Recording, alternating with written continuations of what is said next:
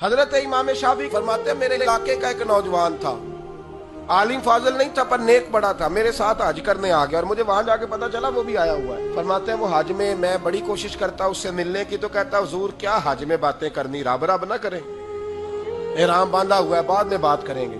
فرماتے ہیں موقع ہی نہ دیتا، جوان تھا بڑا پرہیزگار۔ فرماتے ہیں وہ جب بھی دعا کے لیے ہاتھ اٹھاتا تو کہتا یا اللہ مجھے قبر میں بھی نماز کی اور قرآن کی توفیق دینا۔ کہاں؟ مولا علی ایک دن آ کے کھڑے ہو گئے، عرض کرنے لگے یا رسول اللہ جنت میں نماز بھی ہوگی کہ نہیں؟ تو حضور نے فرمایا علی نماز کی جگہ تو یہ ہے، وہاں تو اجر ملے گا نماز کا۔ تو عرض کرنے لگے حضور جہاں نماز نہیں نہ ہوتی علی کو مزہ کوئی نہیں آتا دن گزارنے کا، نماز ملے گی نا وہاں۔ کہاں جی؟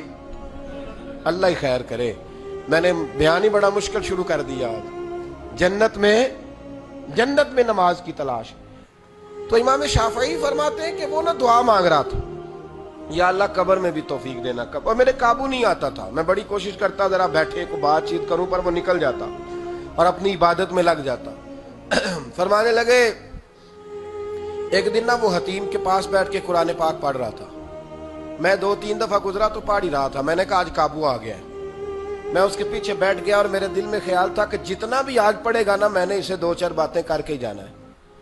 آپ فرماتے ہیں میرے دل میں خیال آیا، اس نے قرآن مجید سمیٹا اور میری طرف دیکھ کے کہنے لگا حضور میں بھی آپ کا انتظار کر رہا تھا، آج میرا بھی دل تھا آپ سے ملنے۔ کہتا میں خوش ہو گیا، لیکن اس نے کمال کر دی، جیب سے چند دینار نکالے اور کہنے لگا حضور آج ظہر کی نماز کے بعد نا میرا انتقال ہو جائے گا، تو یہ نا پیسے رکھ لیں، کفن خرید کے نا تو میرا جنازہ پڑھ کے تو یہاں جنت المعلا میں دفن کر دینا۔ امام صاحب کہتے ہیں میں اگلے لفظ کہنے لگا تھا کہ مجھ پہ سختہ آ گیا، کہنے لگا حضور مہربانی کر دیں کہ آپ میرے علاقے کے ہیں۔ میں چپ کر گیا۔ ظہر کی نماز میں نے دوبارہ اس جگہ پڑھی تو میرے ساتھ صف میں موجود تھا، فرض بھی اکٹھے پڑھے، سنتیں بھی اکٹھی پڑھی، نفل پڑھ کے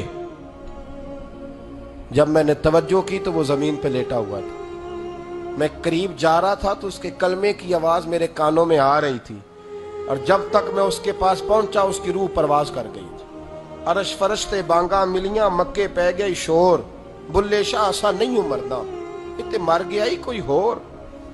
آپ فرماتے میں نے غسل دیا، کفن دیا، دفن کر دیا۔ کئی سالوں کے بعد میں دوبارہ آیا، اسی جنت المعلا میں مجھے ایک اور جنازہ پڑھنے کا موقع ملا۔ میرے دل میں ہمیشہ خیال آتا تھا کہ وہ تو کہتا تھا یا اللہ قبر میں بھی قرآن کی توفیق دینا، تو یا اللہ مجھے دکھا وہاں پڑھتا ہے کہ نہیں پڑھتا۔